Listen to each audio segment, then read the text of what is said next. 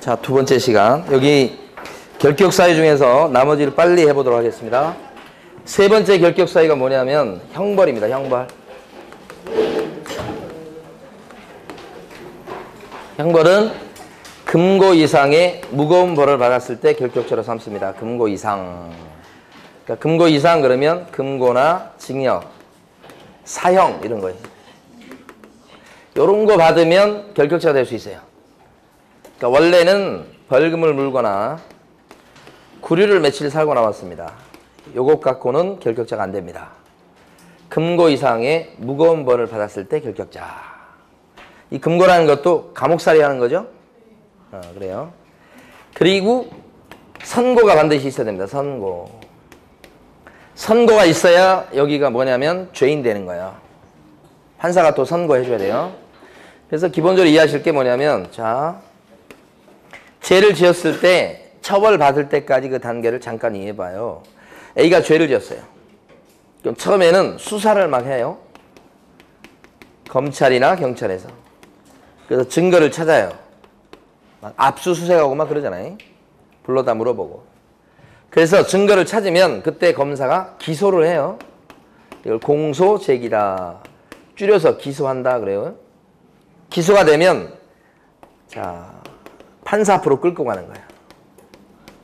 그럼 판사가 이제 증거, 제출된 증거를 갖고 믿을 수 있겠냐 봐서 이 사람이 죄를 지었다는 증거가 이제 어느 정도가 입증이 되면 그때 벌 주죠. 요게 형벌의 선고예요. 선고? 그 선고가 있고 이게 1심, 2심, 3심을 통해서 확정되면 그때부터 죄인 된 거예요. 이 선고가 있은 뒤부터 죄인이에요. 죄인 되면 그 다음에 이제 집행 단계로 넘어가요. 금고 이상의 무거운 벌은 보통 교도소에서 집행. 이렇게. 교도소에서 집행. 이렇게 되잖아요. 그래서 수사, 재판, 집행. 요 3단계인데, 지금 이제, 많이 아시는 재판받고 있는데, 지금 최아무개 있잖아요. 최아무개 실. 네. 죄인이에요, 안 해요?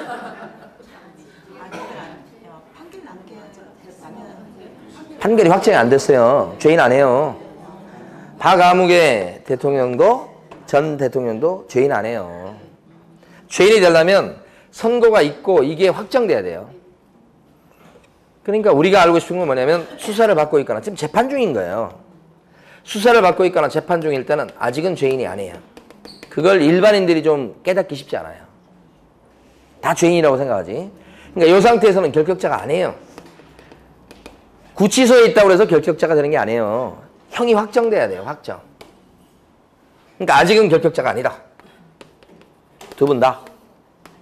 두 사람 다 결격자 아니에요? 자, 그래서 결격자가 되려면 선고가 있은 이유다. 이런 걸 먼저 아셔야 돼. 죄인이 된 뒤부터. 죄인으로 확정된 뒤부터 결격자다. 이렇게. 그러면 선고가 있게 되면 이 선고에 따라서 집행 단계로 넘어가요. 두 가지 형태가 있어요. 선고받고 그래도 집으로 가는 사람이 있어요. 판사가 봐줘서 가는 거예요. 이때 봐줄 때는 판사가 무슨 유예 이런 걸 해요. 그 다음에 교도소로 가는 형태가 있어요. 이 교도소로 가는 경우는 실형을 받았다 이렇게 하는 거예요. 조금 더 이게 무겁게 처벌받는 거죠. 판사가 봐주는 경우는 두 가지가 있어요. 또 하나는 선고를 미뤄두는 선고유예가 있고 또 하나는 선고를 해두고 집행을 미뤄두는 집행유예가 있다. 이렇게 두 가지. 이렇게. 두 가지죠. 선고유예는 뭐냐? 이걸 선고 요거 판사가 보니까 죄 지었어. 그런데 이 사람 보니까 초범이고 막 뉘우치는 기색이 역력하니까 선고하려다가 선고 안 하고 이 선고를 미뤄두는 거예요. 집행유예는 선고를 해. 죄를 지은 게 맞으니까. 선고해놓고 집행을 미뤄두는 거야, 이건. 집행을. 그 둘 중에 교도소 보내는 걸 미뤄둔 거라고, 밑에 건. 그럼 둘 중에 어떤 게 더 무거운 거야? 집행유예가 무겁지. 비교적으로 두 개 비교하면. 그러니까 만약에 판사가 징역 6월에 선고유예 처한다 그러면 이게 무슨 뜻이냐면 징역 6월을 원래는 선고하려다가 안 하고 참는다 이 말이에요. 그 참는 기간은 법에 따라서 무조건 2년이야. 2년 동안 정식으로 선고 안 하고 참아볼 테니까 새 사람 돼봐라 이거지. 2년을 무사히 지내죠? 뭐 선고 안 하고 끝내. 그러면 이 사람은 전과 기록이 안 남아. 판사가 최고로 봐주는 거예요. 그러면 선고유예를 받은 그 순간에는 이 사람은요, 죄인이에요, 아니에요? 선고유예를 때리는 이 시점에는 앞으로 2년 동안 잘 지내야 되겠지만 일단 선고유예를 받는 이 시점에는 죄인이에요, 아니에요? 아니지. 선고가 미뤄졌잖아 지금. 언제 죄인이 되는데? 선고 있은 이후. 죄인이 아니잖아요. 그러니까 선고에 받은 사람은 결격자로 삼으면 절대 안 돼. 죄를 지었지만 정식으로 죄인이 된 건 아니기 때문에 그런 거예요. 선고에 받았다 그러면 이 사람은 결격자가 아닌 거예요. 집행유예는 판사가 얘기하죠. 징역 1년에 집행유예 뭐 2년 이렇게 얘기하면 징역 1년을 때린 거예요. 때린 거, 선고한 거예요. 그렇지만 교도소 보내는 것을 2년 동안 참아볼게 이런 거예요. 2년 동안 새 사람 대봐. 그래서 새 사람 되면 교도소 안 보내고 끝내. 그럼 이 사람은요? 죄인이에요, 아니에요? 죄인으로 확정된 거예요. 선고가 있었잖아, 선고가. 죄인 된 거 맞아요. 다만 깜빵을 갈지 안 갈지가 뭐예요? 왔다 갔다 하는 거 이거. 2년 동안 잘 지내면 깜빵 안 가겠네. 이 집행유예 기간은 선고유예와는 다르게 판사가 그때그때 정해요. 그러니까 징역 3년에 집행유예 5년 그러면 5년 동안 잘 보내야 되는 거예요. 최고 5년까지 때릴 수 있어요, 집행유예를. 그러니까 집행유예 받은 사람은 선고가 있었던 거예요. 죄인으로 확정된 거예요. 이 사람은 결격자로 삼아도 할 말이 없네. 그래서 집행유예 받은 사람은 유예 기간 동안 결격자라고 조문이 되어 있어요. 시험 문제 지문 5개 중에 하나는 이거예요, 이거 집행유예. 그 정도로 시험에 잘 나와요. 그럼 집행유예 받았다 그러면 유예 기간 동안 결격자예요, 이렇게. 여기 세부적 내용 모르셔도 괜찮아, 이제. 이해하신 데까지 해보시는데 안 되면 이거 몰라도 괜찮아. 여기를 모르셔도 괜찮다고, 여기를.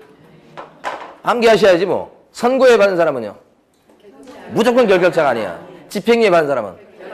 유예기간 동안만 결격자예요. 이거 막 합치고 그러면 절대 안 돼. 유예기간 동안만 결격자예요. 그래서 이거 연상하시기 위해서 이 선자가 착할 선자라고 이해를 하셔야 돼. 착할 선자. 두 개를 혼동하면 아무것도 안 돼. 착할 선자니까 결격자가 아니에요. 집행유예는 결격자예요. 됐어요. 됐어. 그 다음에 실형받은 경우 이것도 두 가지 형태가 있어요. 징역 7년을 갖다가 선고받았어요. 감옥살이 7년 해야 돼. 근데 7년을 다 살고 나온 사람이 있어. 이걸 집행 종료 또는 만기 석방이라고 해요. 옥살이 7년을 다 한다니까. 이 사람은 선고받았기 때문에 이때부터 죄인이죠. 그러면 감옥소에 있는 기간 동안 결격자예요. 결격자 7년 동안. 근데 감옥소에 있는 기간 동안 결격자예요. 그러면 이 사람이 A라고 한다면 이 사람이 받는 불이익이 뭐예요? 없어. 교도소 안에서 중개업 할 거야? 7년 동안 결격자예요. 감옥소에 있는 기간 동안. 아무리 얘기해봤자 이건 실질적인 불이익이 아니에요. 그래서 나오면 몇 년 더? 3년 더 결격자가 돼야 됩니다. 요게 실질적인 불이익을 받는 기간이요. 요게 나와서 3년 더 요게.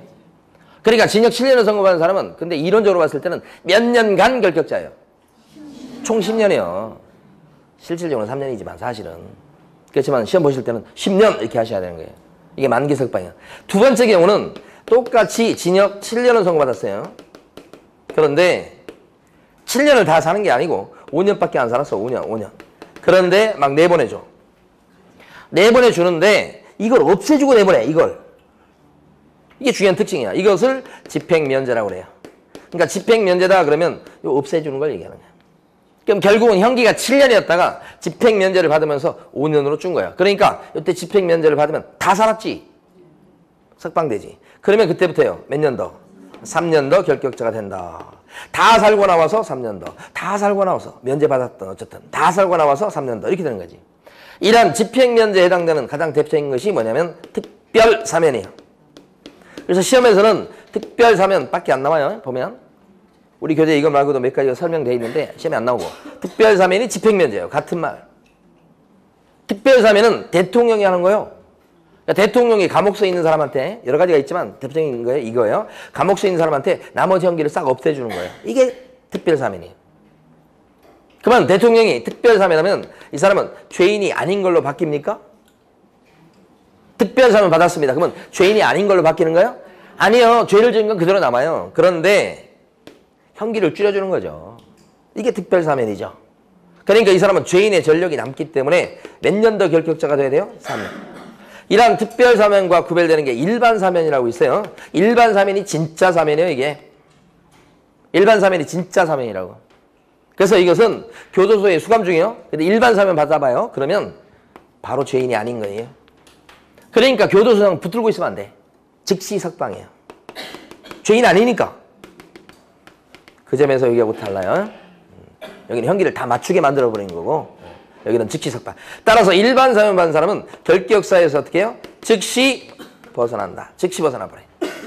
진짜 사면은 일반 사면이요. 특별 사면하고 구별돼요. 여기 3년 붙어요. 그런데 이런 특별 사면과 유사하게 보이는 게 뭐가 있냐면 가석방이 있어요. 가석방. 가석방이다. 가짜 석방이다. 이런 뜻이야. 7년을 선고받는데 5년쯤 됐을 때 가석방을 시켜줘. 왜? 교도소에서 더 이상 가르칠 게 없어. 모범수야. 집에 좀 빨리 보내주는 거예요. 중요한 특징은 가석방이 되면 자녀 형기 2년이 그대로 남아있어요. 그러니까 집에 가서 자녀 형기를 집행을 받게 돼요. 집에 가서 형기가 진행이 되는 거예요. 집에 가가지고. 잔형기가 남아있는 거예요. 여기 특별사면하고 다른 거야. 특별사면은 어떻게 해요? 없애주죠? 이거 없애주잖아요. 근데 가석방은 있어요. 집에는 가지만 이건 형기가 남아있다. 그러니까 가석방 된 사람은 잔형기 지나고 그럼 여기 되는 거야. 그럼 몇 년 더? 3년 더 결격자가 돼야 된다. 이게 뭐예요? 가석방이요. 특별사면하고 다르죠? 특별사면은 잔형기 없어져 버려요. 세 가지로 구별하셔야 돼. 그래서 일반 사면 받은 경우는 즉시 벗어나고 특별사면은 3년 더, 가석방은 잔형기 지나고 3년 더. 이걸 세 개를 구별하셔야지. 그런데 이 세 가지가 전부 다 기본 틀이 어떻게 되느냐? 선고를 받고 죄인이 된 때부터 집행이 종료되거나 아니면 집행을 면제받거나 이때까지 감옥소에 있을 텐데 그 기간 동안은 기본적인 결격사유 기간이야. 그리고 집행이 종료되거나 집행을 면제받아서 교도소를 나오는 그 순간부터 몇 년 더요? 3년 더 결격자가 됩니다. 이게 기본 틀이지. 그러니까 징역 1년을 선고받은 사람은 총 결격사유 기간이 몇 년이에요? 4년 된다 이 말이에요. 이게 기본 틀이요. 가석방은 뭐냐? 여기 가석방 남았죠? 가석방은 시험에서 이렇게 많이 나온 건 아닌데 언제나 대비하셔야 되는 거예요. 가석방 같은 경우는 여기에 해당돼요. 여기요. 잔형기가 남아있는 거예요. 그 집으로 조금 일찍 갈 뿐인 거예요. 이게. 가석방. 그래서 이게 이제 형벌 받는 것 중에서 기본 원칙적인 내용을 받고 이제 요거 마무리 짓습니다. 원래는 금고 이상의 무거운 벌을 받았을 때 결격자가 되는 게 원칙. 이렇게. 그런데 벌금 물었죠? 결격자가 안 되는 거예요, 원래는. 그런데 이게 중개사법에 걸려들어서 300만 원 이상 액수 벌금 물었다. 이렇게 되면 3년 동안 결격자가 됩니다. 요것은 예외예요, 예외. 원래 결격사유는 금고 이상의 무거운 벌을 받았을 때 결격자가 되는 거예요. 응? 원래는 뭐예요? 무거운 벌, 무거운 벌. 이게 원칙. 다만 예외적으로 가벼운 벌인 벌금을 물었어도 이게 중개사법에 걸려든 것이고 액수가 300 이상이다 그러면 요럴 적에는 3년 동안 예외적으로 결격자가 됩니다. 가벼운 벌이지만. 그래서 요 세 가지 갖춘 거 중개사법 위반, 300 이상, 벌금 이것을 우리가 삼관왕이다 이렇게 이해하자고. 삼관왕에 해당이 돼야 몇 년 동안 결격자예요? 3년 동안 결격자입니다. 가벼운 벌일지라도. 그러니까 이걸 갖다가 이걸 아시면 나머지 게 다 그냥 나오는 거예요. 예를 들어서 중개사법 위반으로 걸려들었는데 벌금이 200만 원 액수입니다. 이 사람 결격자일까요? 삼관왕이 안 되잖아. 2관왕밖에 안 돼. 2관왕 벌금 액수가 딸리잖아. 지금 300 이상 돼야 되는데 그럼 이 사람 결격자예요? 아니요. 3관왕이 돼야지만 결격자가 된다니까. 이 사람이 형법을 위반해가지고 형법 위반해서 이게 무슨 암기하는 것도 아니고 형법 위반해가지고 벌금을 선고받았다 이렇게 되면 3관왕이 돼야 되는데 2관왕밖에 안 되잖아 지금. 중개사법 위반이 아니잖아. 그러면 결격자예요. 그러면 아니다. 이렇게. 3관왕 입에 붙어 있어야 되는 거예요. 만약에 중개사법 위반으로 300만 원 과태료를 물었다. 과태료. 결격자입니까? 아니요. 이것도 2관왕이야. 2관왕. 응? 이거 벌금 아니잖아 지금. 결격자 아니지. 그러니까 이렇게 가벼운 벌인 벌금 나오면 3관왕인가를 꼭 확인하셔야 돼. 벌금 나올 때는. 징역이나 금고 나왔다 그랬을 때는 징역 금고 나왔을 때는 이대로 하면 되고 벌금 나왔을 때는 삼관왕인가? 이렇게 그때만 3년 동안 결격자가 되는 거예요. 이 기본 틀이에요. 자, 그 중에서 하나만 더 하고 넘어가요. 이제 여기서 만약에 중개사법 위반으로 300만 원 벌금 물었어요. 결격자입니까? 300만 원인데 300만 원부터 결격자입니다. 얼마간? 몇 년간 결격자? 3년. 그런데 판사가 벌금 300만 원에 선고유예 처한다 이렇게 얘기했어. 판사가 끝에 벌금 300만 원에 대해서 선고유예 처한다. 판사가 끝에 이 사람 결격자인가요? 삼관왕인데? 그렇지. 선고유예가 나오면 무조건 결격자가 아니에요. 선고유예가 뭔지 몰라도 괜찮아. 선고유예 나왔어. 결격자 무조건 아니야. 선고유예가 나오기를 기도해야 돼요. 선고유예 나왔지? 무조건 결격자 아니야. 집행유예는 유예기간 동안 결격자야. 내용을 모르겠어. 뭐 내용을 아시려고 그래. 그냥 기억하셔야 되는 거예요. 탁달선자? 됐어. 자, 이제 겨우 넘어왔어. 이제 형벌을. 응? 자, 그 다음에 이제 행정처분으로 가봐요. 이것만 넘어가면 아무것도 아니에요. 이제 여기가 조금 이제 마지막 관문이에요. 이거 하면 오늘 할 일을 다 한 것 같아. 행정처분. 책 보지 마시고 칠판을 보시고. 행정처분 중에서 보면 자격 취소라는 게 있어요. 이해하는 데 있어서는 이쪽이 더 어려울지 몰라요. 두 번째요. 자격 정지라는 게 있어요. 자격 취소는 공인중개사의 자격을 박탈하는 거예요. 자격 박탈. 자격 정지는 소속 공인중개사한테 하는 얘기야. 그래서 소속 공인중개사에 대해서 일정 기간 자격증을 못 써먹게 정지시키는 거야. 세 번째, 등록 취소라고 또 있어. 등록을 말소시키는 거지. 부동산 사장님인 개업 공인중개사한테 등록을 취소시켜버리면 이 사람이 또 결격자가 되는 거예요. 자, 네 번째, 법 위반의 정도가 이거보다 좀 약했을 때는 법에서는 영업정지를 때린다고 돼 있어. 업무정지라고 합니다. 이것도 역시 부동산 사장님한테 때리는 거야. 이렇게. 그래서 네 가지 행정처분을 받게 되면 이 정지 또는 여기 취소 받게 되면 이 사람들이 결격자가 됩니다. 이런 얘기 하는 거예요. 자, 그래서 원칙적인 모습은 쉬워요. 여기 보면 취소받으면 취소받은 이때부터 3년 동안 결격자입니다. 이 사람이. 여기도 등록 취소죠. 등록 취소가 있게 되면 그때부터 3년 동안 결격자입니다. 이 부동산 사장님이 이런 거예요. 여기요. 정지받았죠? 그러면 정지 기간 동안 결격자입니다. 요것도요. 정지죠. 정지. 그러면 정지 기간 동안 결격자입니다. 정지 기간은 길으면 6개월까지 될 수 있어요. 그러니까 만약에 개업공인중개사가 업무정지 5개월을 받았다고 쳐봐. 이 사람이 업무정지 5개월이에요. 그러면 이 개업공인중개사는 이 5개월 동안 어떻게 해요? 결격자죠. 일 못해요. 이 영업정지 5개월을 받은 개공이 그 기간 동안에 폐업을 했다고 해도 영업정지 받은 기간 5개월이 끝나기 전에 재등록하는 것은 안 되지. 영업정지 받으면 그 기간 동안 무조건 결격자니까. 자격정지 받으면 정지기간 동안 결격자니까. 그래서 행정처분의 원칙적 모습을 보면 하나도 어렵지 않아요. 시험 문제에서 어떻게 나오는지 아세요? 소속 공인중개사가 맞춰보시는 거예요. 두 번 얘기하면 안 돼. 소속 공인중개사가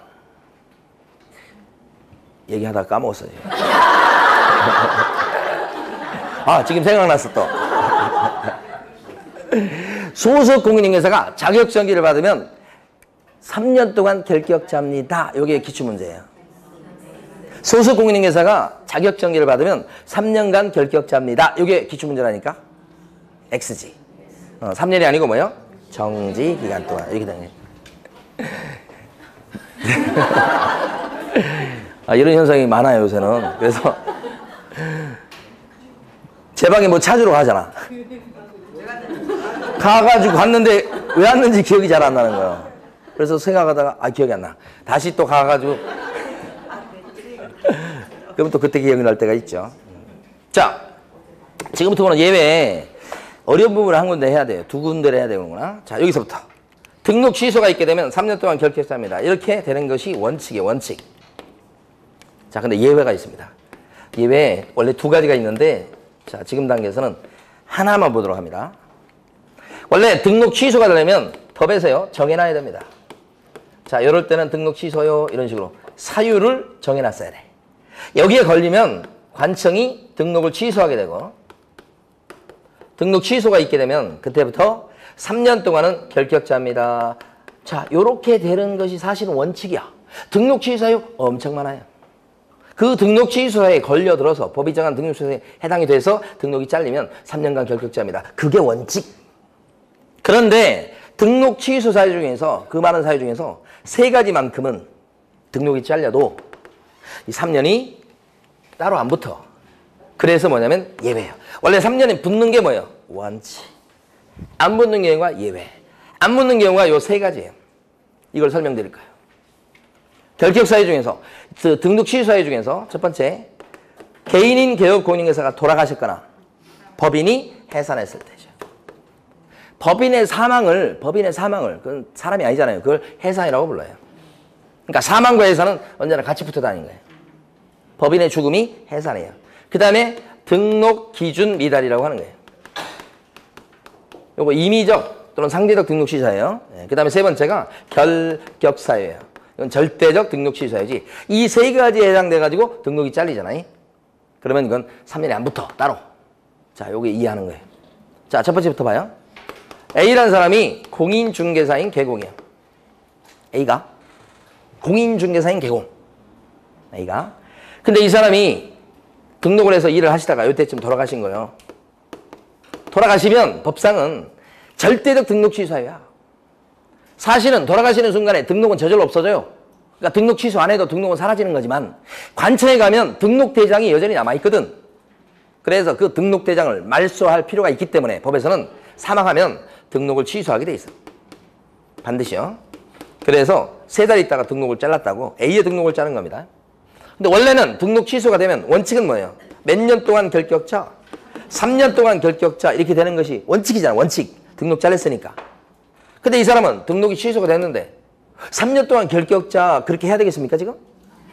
돌아가신 분이죠. 돌아가신 분. 돌아가신 분한테 3년 동안 결격자요 해봤자 소용없잖아요. 3년 안 붙이는 거예요. 당연한 얘기요. 이게 3년 붙이면 이게 의미가 있으려면 돌아가신 분이 막 부활하는 일이 발생하면 이게 의미가 있지. 말이 안 되는 얘기 아니에요. 사망은 그러니까 여러분 상식적으로 생각하면 이게 3년 붙으면 안 되는 거예요 사실. 그래서 2번이나 사망 대신에 해산을 물어서 해산을 법인의 죽음을 법인이 해산했어. 그럼 절동지야. 근데 3년 붙여야 안 붙여요? 안 붙여. 그러니까 아무래도 해산 이렇게 나오면 이걸 여러분들이 알기가 쉽지 않으니까 그 사망 해산이 같이 움직인다고 꼭 생각하셔야 돼. 3년 안 붙습니다 이거. 해산도. 2번째 기준입니다. 등록 기준 그러면 우리 지난주에 공부했지만 대표적인 게 사무실이에요. 사무실.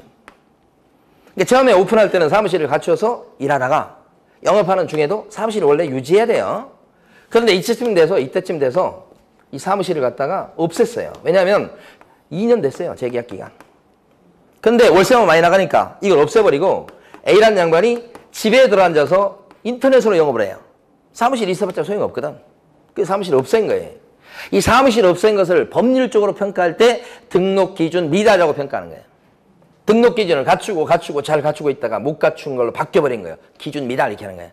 근데 그 등록 기준 미달에 해당되면 공무원이 이거 파악하잖아요. 그랬을 때는 등록을 자를 수 있다라고 법이 돼 있어요. 그리고 이것은 상대적 또는 임의적 등록 취소에 들어가요. 그래서 요 등록 취소할 수 있는 사유. 등록 잘랐어. 여기 보니까 한 5개월 있다 잘랐네. A의 등록을 자른 거예요. 그 원래 등록 취소가 되면 3년 동안 결격자입니다. 이렇게 돼야 되는 게 그게 원칙이라고 그랬어요. 그런데 여러분 생각해 보세요.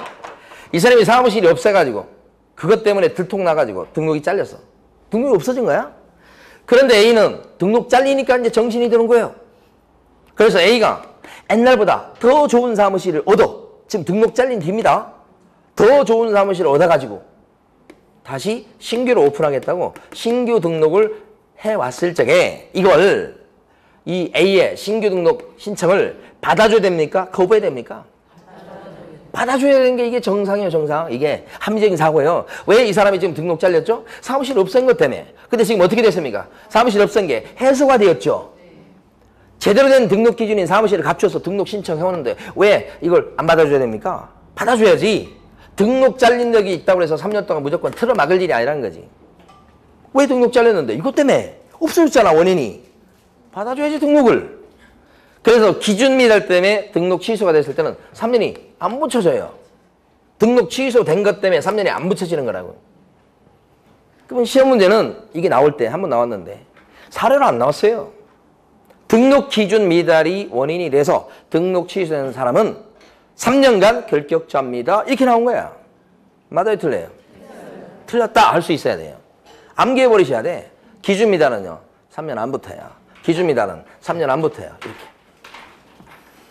자, 수험생들이 제일 어렵게 생각하는 게 세 번째 거예요. 사실은 결격사유. 사실은 결격사유냐 아니냐를 공부하고 있잖아 우리가 지금. 근데 결격사유 때문에 등록 취소가 됐을 때는 3년, 결격사유 기간 3년이 안 붙는다. 또 결격사유 얘기를 또 얘기하는 거야. 그래서 여기에 대해서 좀 의아해하기도 하고 어려워하시기도 하는데, 자, 이걸 아셔야 돼. 자, A라는 사람이 있습니다. 등록이 됐어요. A라는 사람이 요때쯤 돼서 이 사람이 사기죄를 저지른 거예요. 그래서 징역 1년에 집행유예 2년을 받았다. 이렇게. 집행유예 2년입니다, 지금. 교도소 갑니까? 안 갑니다. 집행유예인데. 죄를 지은 거 맞죠? 이 사람 교도소 안 가는데 결격자입니까? 맞죠? 얼마 동안? 2년 동안 결격자입니다. 2년 동안. 요렇게 결격자. 2년 동안 결격자예요. 자, 근데 요때쯤 돼서 A라는 사람이, 여긴 집행유예 받은 거예요, 지금. 깜빡 안 갔어요. 이때쯤 돼서 요 사람이 빚이 너무 많아가지고 파산 선고를 받았네. 한 1년 있다가 파산 선고. 그러면 A가요. 같은 A예요. 파산 선고 받으면 이 사람 결격자가 된 겁니까? 파산 선고가 있게 되면 이 사람도 결격자가 된 거죠? 언제까지요? 복권될 때까지. 여기 복권됐어요. 여기 복권. 복권될 때까지 이 사람은 결격자인 거죠, 지금? A가? 그런데 가만히 보니까 이 사람이 또 6개월 뒤에 지금 사기죄로 지금 집행유예 받아가지고 재판받으면서 심신이 필요한 상태에다가 재산까지 다 잃었어요, 지금. 그래서 이 사람이 정신을 잃게 되었어요. 그래서 피성년 후견인 개시 결정을 받았다고. 피성년 후견이 된 거예요, 지금. 상태가 안 좋아진 거죠? 아직까지도 계속 안 좋아. 그럼 A한테 지금 결격사유가 몇 개가 생긴 겁니까? 3개가 생긴. 결격사유라는 게 한 사람한테 한 개만 있다고 착각하시면 안 돼. 결격사유는 한 사람한테 여러 개가 붙을 수 있어. 그러면 이럴 경우는 여기서부터 현재 여기까지 이렇게 결격자다라고 판단을 해요. 이걸 원래 아셔야 되는 거야. 한 사람한테 결격사유가 하나만 있으라는 법이 없어. 3개 있을 수 있어. 자, 그런데 이게 원칙이에요. 그런데 이 사람이 지금 그게 아니고 여기 보니까 사기죄로 집행유예를 받아가지고 요 집행유예 기간 동안 결격자가 된 거 아니에요, 지금? 그러면 개업 공인인계사인데 요 사람이 집행유예 받아서 결격자가 됐으면 요 사람은 중개업 시장에서 어떻게 일 못하게 해야지. 일 못하게 하는 방법이 뭐예요? 결격자인 요 사람을 일 못하게 하는 방법이 뭐냐고? 등록을 취소시켜버리는 거지. 개국이니까. 그래서 몇 개월 있다 등록을 잘랐다고 여기? 그러면 등록 취소가 되면 요거 때문에 등록이 잘린 거예요, 지금. 집행유예 때문에. 뭐 등록 취소가 되면 원칙은 몇 년간 결격자. 3년 동안 결격자입니다. 그거잖아요, 원칙은. 등록 잘렸으니까. 이거 아시잖아? 그러면 사실 표면적으로 보면 이 사람의 결격 사유는 몇 개예요? 이 사람의 결격 사유는 표면적으로 몇 개예요? 2개잖아. 하나는 뭐? 집행유예. 또 하나는 뭐예요? 등록 취소. 2개니까 여기서부터 여기까지 결격자 이렇게 할 것 같은데 이게 아니란 말이야, 이건. 왜 이 사람이 등록이 잘렸죠? 아까 첫 번째 사례하고는 다르게 왜 이 사람이 등록 잘린 거예요? 결격자에 빠진 것 때문에. 왜 결격자가 됐죠? 집행유예 때문에. 그러니까 이런 경우는 어떤 거냐면 표현적으로, 형식적으로 봤을 때는 결격 사유가 2개인 것처럼 보이지만 요것 때문에 이렇게 된 거잖아. 집행유예 받은 것 때문에 그것이 이렇게 원인이 돼가지고 등록이 잘려서 2개인 것처럼 됐을 뿐이지 실질적으로는 결격 사유가 하나지. 등록 취소는 등록만 잘렸을 뿐인 거지. 이것 때문에 3년을 따로 붙일 필요 없다고 하는 거예요. 실질적으로 원인은 뭐예요? 하나야, 하나. 요 위에 거, 위에 거. 그러니까 이런 사람은 결격사유 기간을 정할 때 요 집행유예 기간 2년 동안 결격자입니다 하고 끝내고 이것 때문에 등록 취소는 하긴 해. 근데 등록 취소한 것 때문에 따로 3년을 붙이지는 않는다. 이게 예외라는 거죠. 세 번째 거. 따로 안 붙여. 겉으로 봤을 때는 결격사유가 2개인 것처럼 보이지만 이렇게 흘러내렸다니까, 지금. 그때는 등록만 잘라. 그리고 3년은 따로 붙이지 않는다. 요거요. 이해가 될라나 몰라 이게. 아니 아까 집행유예하고 여기 저 파산선고는 이거 따로 이거 따로잖아. 그러니까 그때는 결격사유가 두 개라고 보는 거고 이건 이것 때문에 등록이 잘린 거잖아. 등록 취소가 이렇게 3년 안 붙는 게 등록 취소가 안 붙는 거예요 이게. 나머지는 다 따로따로 붙는데. 응? 자, 그래서 이걸 한 번에 이해한다는 게 결코 쉬운 일이 아니구나 하는 걸 다시 한번 깨달았어요. 이거 엄청 많겠지 결격사유가. 그럼 이걸 봐준다고 생각하시면 안 돼. 응? 왜요? 자, 그럼 이 사람 어떻게 될까? 자, 이 사람이 지금 개업 공인인계사예요. 응? 봐주는 게 아니에요. 자, 보세요. 등록했어요. 이때쯤 돼서 이 사람이 파산 선고를 받았네. A가. 그럼 결격자 됐습니까? 언제까지 결격자인가요? 복권 되는데 10년 걸렸어. 10년. 여기 지금 복권이에요. 이때가. 근데 요 기간 동안에 이제 파산자입니다. 네. 근데 요 사람이 지금 복권 되는 데는 10년 걸렸지만 어쨌든 파산 선고 받아서 결격자가 됐으니까 한 5개월 있다가 관청이 어떻게 해? 개공 A가 결격자가 됐네. 중개업시장에서 내쫓아 빨아야 되겠네. 그게 뭐예요? 등록 취소. 그럼 등록 취소를 당해요. 그럼 그때부터 3년 동안 결격자 이렇게 해야 되겠냐 이 말이에요. 왜 등록이 잘렸죠? 사실상 원인은 파산 선고예요. 이거 여기서 흘러내렸다고 그러잖아요. 이렇게 뭐 등록만 자르고 따로 이건 안 붙이죠. 이 사람의 결격 사유 기간은 10년 동안 결격자입니다. 이렇게 하는 것이 합리적이란 거야. 봐주는 게 절대 아니란 말이에요. 이게 원인이 위에 것밖에 없으니까 실질적 원인은 위에 거라 보는 거예요. 등록 취소는 그 결과물로 됐을 뿐인 거예요. 그러니까 따로 또 안 붙이는 거예요. 따로 또 안 붙인다는 뜻이에요. 이걸로 하자는 거지. 이게 안 붙인다는 게 결격자로 삼아서는 안 된다는 뜻이 아니잖아요. 지금. 응? 이해가 되십니까? 네, 다음에 또 이해해봐요. 자, 그 다음에 이 영업정지를 좀 이해해야 돼. 영업정지. 영업정지 받으면 정지기간 동안 결격자죠. 그래서 여기 보면 이 사람이 공인중개사인 개업공인중개사예요. 예를 들어서 업무정지 4개월이에요. 그럼 4개월 동안 이 사람은 뭐가 돼요? 결격자예요. 일 못해요. 공인 개공이. 그랬을 때 P라고 하는 중개보조원, B라는 소공이 있다 그러면 이 사람도 4개월 동안 같이 결격자가 됩니까? 어때요? 개공이 4개월 영업정지 받으면 보조원이나 소공도 4개월 동안 같이 결격자가 됩니까? 안 되지. 왜냐하면 이해하실 게 여기 보면 정지기간 동안 결격자가 되는 양반은 누구요? 개공이요. 여기가 되는 거지. 여기는 안 돼. 개공 안 하잖아. 이 사람은 결격자가 안 되죠? 그럼 이 사람은요 4개월 그 기간 동안에 바로 딴 업소에 취직이 돼요. 취직할 수 있어. 이 사람은 자격증 갖고 있는 소공이라면 바로 그 다음날 자기 사무실을 바로 오픈할 수 있어. 자기는 결격자가 아니니까 사장님만 결격자야. 누구만 결격자가 된다고 그랬어? 개공. 여기는 관계없어. 다만 요 A 중개업소에서 일할 수 있다는 건 아니에요.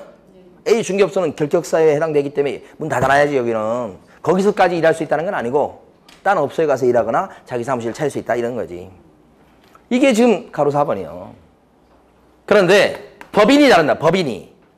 자, 법인인 개업공인중개사가 있어요. 자, 법인인 개업공인중개사가 있는데 이 사람이 업무정지를 4개월 당했다고 해봐. 그럼 이 4개월 동안 이 개업공인중개사인 법인은 결격자가 됐죠? 결격자예요. 근데 이 법인에 B라고 하는 임원이 있다. 또는 B라고 하는 사원이 있다. 이 사원은 임원급이에요. 경영진 얘기합니다. 이 사람도 같이 4개월 동안 결격자가 돼야 됩니까? 어때요? 이 사람도 같이 4개월 동안 결격자 돼야 됩니까? 결격자가? 원래는 아니죠. 왜냐하면 개업공인중개사만 정기기간 동안 결격자니까 여기 나온 임원사원은 개공이 아니거든. 법인 자체가 개공이에요. 그러니까 원래는 X인데 법에서 동그라미로 조문을 만들어놨어요. 왜냐하면 법인은 껍데기요. 이 법인을 갖다가 요 모양 요 꼴로 만든 장본인이 누구요? 임원이요.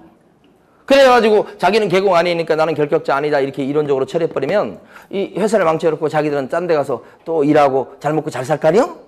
그거 못 봐주겠다는 거예요. 그러니까 이럴 때는 임원사원까지도 같이 뭐로 삼아요? 결격자. 법인이 다치면 임원사원도 한 통속으로 봐주는 거예요. 이걸 먼저 이해하셔야 돼. 밑에 있는 보조원이나 소공하고는 달라. 그런데 문제는 뭐냐? 임원이 바뀐다는 거지. 만약에 영업정지를 당한 시점이 이때예요. 4개월 당했어. 그러면 A라는 법인인 개업공인인사는 이 4개월 동안 영업정지를 당했잖아. 그럼 4개월 동안 개업공인인사인 법인이 결격자야. 근데 영업정지 4개월 당하면 그 4개월 기간 동안에 B라고 하는 요 임원이 있잖아요. 그 임원 또는 사원 이런 사람들도 같이 결격자야 4개월 동안. 그 얘기를 하는 거예요 지금. 그런데 임원이 바뀔 수 있다니까. 그 전에 영업정지 받을 짓을 했을 때 이때 당시의 임원과 현실적으로 영업정지를 당했을 당시에 받았을 당시의 임원이 다를 수 있다. 업무정지 사유가 발생했을 때 잘못을 저질렀을 당시의 임원은 B하고 C하고 D가 일하고 있었어요. 근데 막상 영업정지를 당했을 때는 B하고 C하고 갑이 일하고 있어요. 이렇게. 그러면 D가 어디로 가버리고 없는 거예요. 지금 현재 임원은 갑이 일하고 있어 대신. 그럼 영업정지를 당했지. 그럼 법인이 4개월 동안 결격자 될 거죠. 그럼 그 4개월 동안 같이 결격자가 될 임원은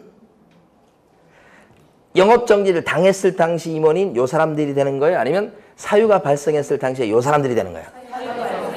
이때로 해야지. 이때로 해버리면 갑이 억울해서 못 살아. 자기는 억울하잖아. 잘못한 것도 없는데 잘못을 저질렀을 당시에 임원들이 결격자가 되는 거예요. 그럼 이때 결론적으로 결격자가 되는 사람은 B, C예요? 아니면 B, C, D예요? D까지 가야 됩니다. 그 D는 지금 여기서 일하고 있지 않죠? 그러면 D를 쫓아가 봐야 돼. 어디가 있는지 가봐야 돼. 가보니까 예를 들어서 다른 중개업소에서 D가 일하고 있네. 그러면 어떻게 해요? 이거 잘라줘야 돼요. 결격자니까. 가봤더니 D가 감자탕집을 하고 있어. 그럼 돌아오면 돼요 그냥. 하든지 말든지 감자탕집은 중개업 시장에서만 일 안 하면 되는 거란 말이에요. 그런데 어쨌든 시험에서는 누가 결격자입니까? 그러면 B, C, D까지 해야 되는 거예요. 처분 당시가 아니고 사유 발생 당시의 임원이 결격자가 돼야 됩니다. 이것이 중요한 포인트. 여기를 물어본다고 시험은. 이런 게 아니고. 자, 그 다음 마지막 5번. 여기까지 보고 교재를 정리합니다. 5번은 A라는 법인이 있어요. 결격자 아니에요. 멀쩡해요. 멀쩡한데 B라고 하는 임원이 있어. 또는 사원이 있어. 근데 그 중에 한 사람이 B가 결격자예요. 어떻게 해서 결격자가 됐냐면 요 사람이 파산 선고를 받은 거지. 그죠? 파산자가 됐습니다, 지금. 그러면 여기 지금 한 명이 결격자가 됐어요. 파산 선고 받아서. 그러면 이것 때문에 법인인 개업공인회사도 개공도 결격자가 됩니까?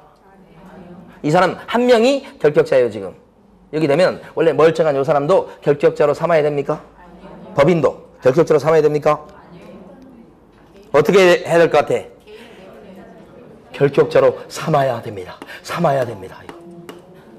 한 통속입니다, 이거. 여기가 문제가 생기니까 불똥이 이쪽으로 튀었죠? 반대도 돼야 됩니다. 여기 한 명이라도 결격자가 있으면 불똥이 튑니다. 불똥 튀는 거 안 보이십니까, 지금 여기? 튀잖아. 여기도 결격자야. 자기 때문에 그런 거 아니고 여기 때문에. 그게 5번이야. 그러니까 이 법인은 자기가 등록 취소당하거나 법인이 영업정지 당하거나 그러면 그것 때문에 결격자가 될 수도 있고 밑에 있는 임원이 하자가 생겨버리면 불똥이 튀어서 법인 개공이 결격자가 되는 게 있고 두 가지가 있다는 거예요. 그래서 불똥이 튄 것을 얘기하는 게 5번이야 이게. 그러면 상대적으로 C라고 하는 중개보조원이 있다 또는 소공이 있다. 밑에 있는 사람이 결격자가 됐어요. 그러면 이 사람 때문에 개업공인회사인 법인도 결격자로 삼아야 되겠습니까? 이건 아니지. 밑에는 이 월급쟁이들 아니야. 임원하고는 틀리지. 임원은 이 회사를 이끌고 가는 경영진이고 여기는 월급쟁이들인데 여기에 문제가 있다면 그냥 잘라버리면 되지. 이 사람 때문에 법인이 다치진 않아. 이렇게 되진 않죠. 불똥이 안 튄다고 여기는. 이렇게 불똥이 튀지. 그 얘기하는 게 마지막이야 이게. 그런 건 이걸 먼저 알고 나서 해야 되는 거예요. 한참 있다 나오는 거예요. 우리 교재에 나와 있긴 하지만 일단 요거부터 불똥 튀는 것부터 알아야 된다고. 요때나 불똥이 튄다 이렇게 하는 거지. 그럼 여기가 결격자가 됐지 그러면. 그럼 지금 질문 들어왔으니까. 그럼 결격자 됐으니까. 이런 개업공인회사는 결격자에 빠졌기 때문에 내쫓아버려야 돼. 이 개공을. 중개업 시장에서 내쫓는 방법이 뭐예요? 등록 취소잖아. 그래서 반드시 등록을 자르게 돼 있어요. 절대적 등록 취소 사유지. 그래서 불똥이 이렇게 튀는 바람에 이렇게 된 거야. 그런데 이렇게 되면 바로 그냥 등록을 취소해야 되느냐? 이게 문제로 남는 거야, 이제. 왜요? 여기가 직접 문제가 있는 게 아니었고 불똥이 튀어서 그렇게 된 거 아니야. 이랬을 때는 즉시 그냥 등록을 취소시켜버려라. 그렇게 되면 여기가 너무 억울해.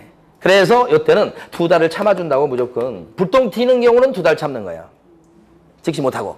그래서 2개월 이내에 문제된 임원, 요 B를 개임하지 않으면 다쳐, 법인이 이제. 2달이 넘도록 안 자르고 있으면. 이 2달 내에 이걸 자르면 이 사람을 속아내면 멀쩡해요. 이제 괜찮아. 그렇게 법을 만들어 놓은 거지. 근데 만약에 불똥 튄 게 아니고 법인이 파산을 선고받았어. 결격자가 됐죠? 그거 바로 등록 자르는 거예요, 그건. 고발되십니까, 그거? 법인 자체, 그거 지금 안 하려고 그랬는데, 만약에 법인 자체가 파산 선고를 받았어. 그래서 결격자가 됐어. 그때는 2달 기다릴 거 없잖아. 법인 자체가 파산 선고 받았다고. 응? 오늘 할 게 많아 죽겠는데. 법인 자체가 파산 선고 받았다고? 파산 결격자잖아요. 법인 파산은 이 사람이 결격자야, 이 법인이. 그러면 뭐예요? 절등치지. 2달 이거 안 기다린다고, 이거. 어느 때나 2달을 기다려줘. 불똥이 튀었을 때나 기다려주는 거예요. 자, 교재 보겠습니다. 20페이지 보시면, 자, 가로 3번에 보면 결격사유에서 제한능력자가 나와 있고, 미성년자는 19세 미만을 의미합니다. 미성년자. 그러니까 19세, 만 19세 그러면 결격자가 아닙니다.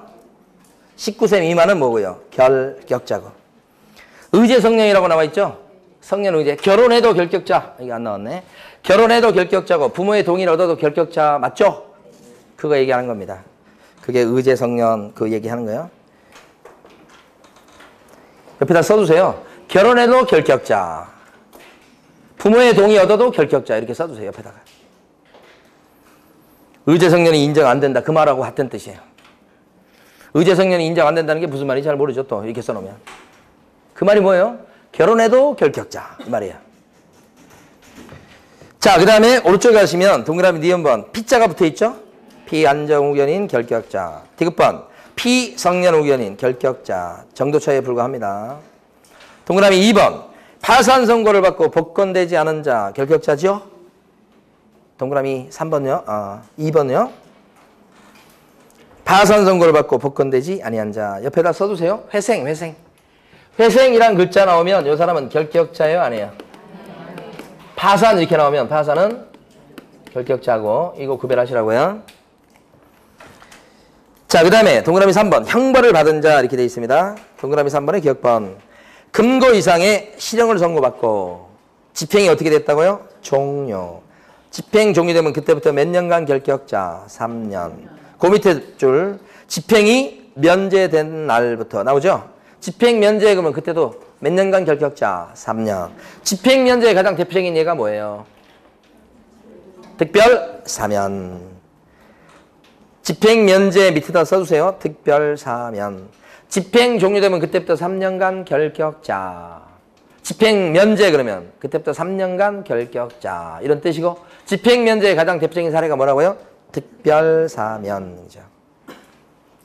됐습니다. 일반 사면 받으면 어떻게 돼요? 바로 벗어나는 거예요. 그죠? 자, 가석방이 안 나왔네요. 가석방 된 경우는 어떻게 되는가? 가석방 되고 또 뭐요? 잔영기 지나고 또 3년 지나야 됩니다. 가석방은 어떻게 된다고요? 잔영기 지나고 또 3년 지나야 됩니다. 이렇게.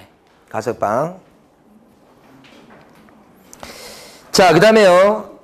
밑에 가시면 동그라미 니은번 뭐라고 되어 있냐면 금고 이상의 형에 뭘 받았대요? 집행유예 받고 집행유예 기간 중에 있는 자 그렇게 돼 있죠? 그럼 집행유예 나오면 유예기간 또한 결격자. 이거 시험에 잘 나온다고 그랬어요.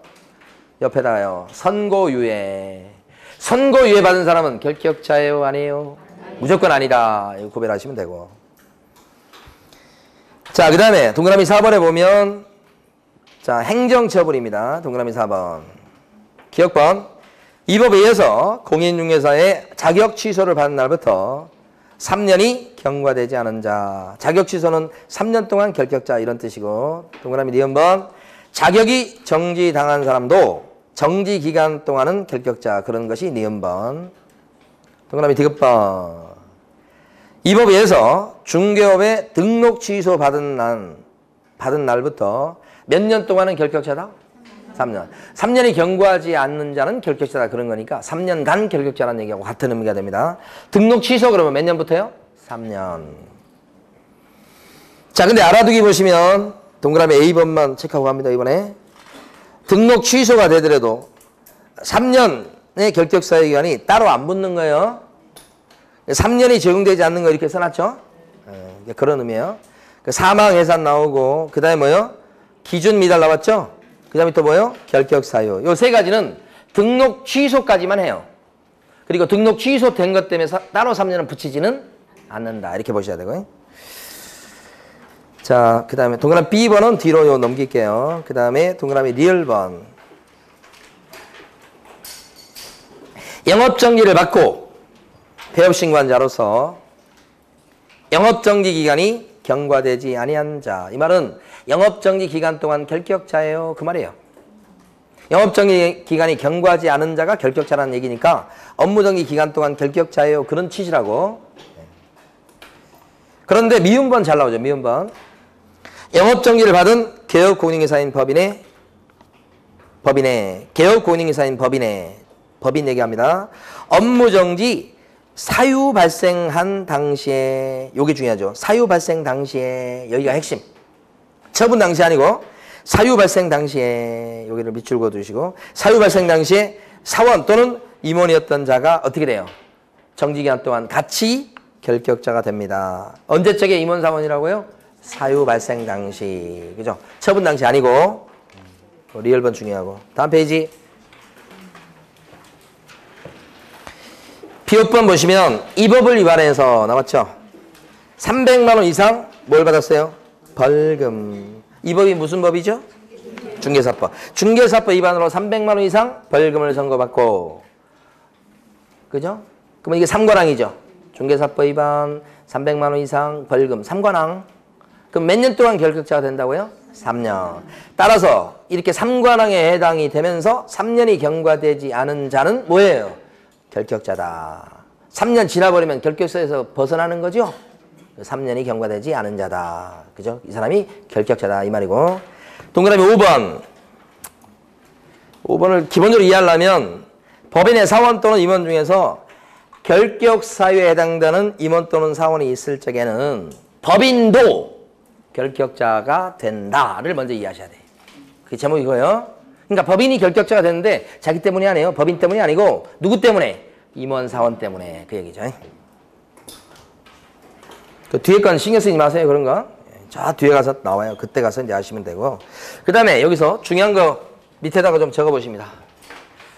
첫 번째, 시험 부정행위 있어요.